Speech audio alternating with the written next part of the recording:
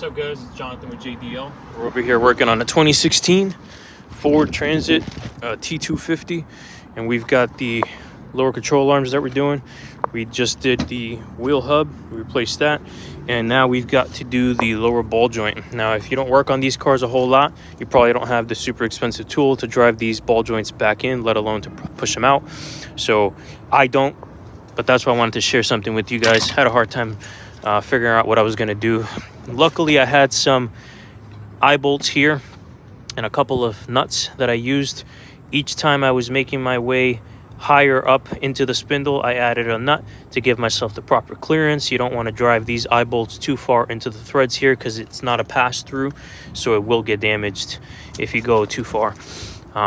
So what I've done is, after I worked these up into the spindle, I'm now removing them because I no longer need them. The ball joint is pretty far up in there. So what I'm going to do now is I'm going to use the supplied bolts, and I'm going to use that to drive it in the rest of the way. As you can see here, it's working just nice. Now, don't worry about the ears of the ball joint bowing down just a little bit. This is going to make its way up in there, and you should be good to go.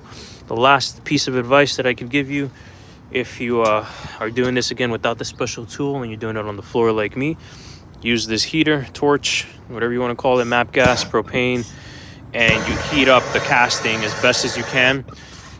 Make sure to remove the, where'd I put it? Well, it's somewhere over here. Oh, right there. Make sure you remove the boot before you start adding the heat. You don't want to melt it. But there you go, guys. That's the way you get it done. All right, later. And for anybody wondering, the thread of the eye bolt that was used, just testing it out here with one that I have labeled.